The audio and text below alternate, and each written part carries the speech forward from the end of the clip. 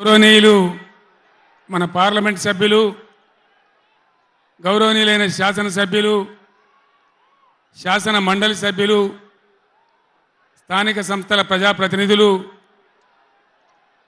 ఇతర ముఖ్య నాయకులు ఒక పిలుపుతో పులులలాగా కదిలి వచ్చినటువంటి నా అన్నాదమ్ములకు, అక్క చెల్లెలకు అందరికీ ఉద్యమాభివందనాలు.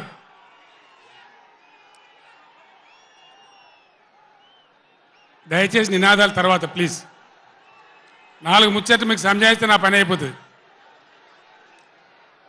ఇవాళ వద్దురా బాబా అన్నీ మంచిగుంది, చాలా బాగుంది.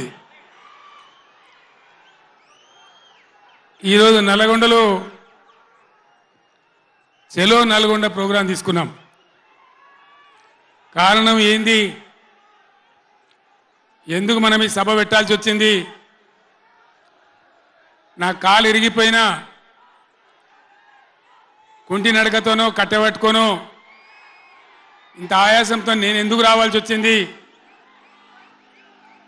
ఈ విషయం దయచేసి హరీశ్వర్ ఆగడా, ఆగరాదా? రాజేశ్వర రెడ్డి చెప్పచ్చు కదా ఒకసారి వాళ్ళకి ఏంది అది సౌండ్ కింద చేస్తున్నాడు.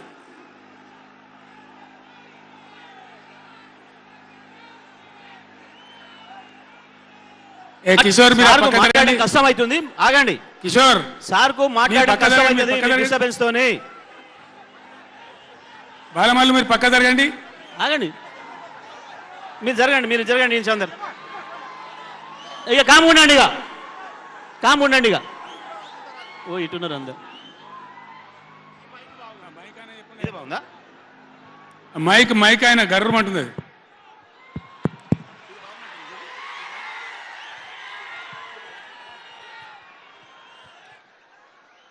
ఇవాళ ఈ చెలో నల్గొండ కార్యక్రమం మనం ఎందుకు తీసుకోవాల్సి వచ్చింది?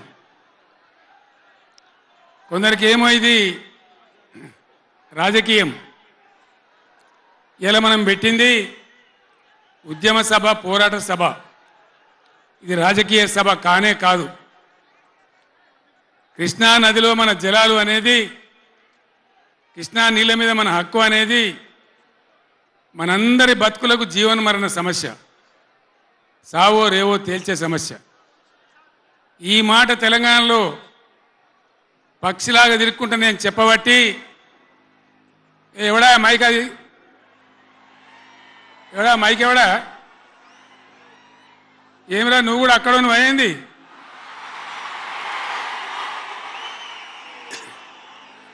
రాజేశ్వర రెడ్డి చూడొచ్చు కదా, మనం ఏం చేయకమని అంతే జాలిగా.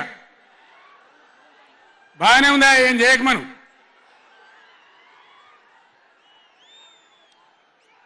ఇరవై 24 ఏళ్ళ నుంచి పక్షిలాగా తిరుక్కుంటూ నేను మొత్తం రాష్ట్రానికి చెప్తా ఉన్నా.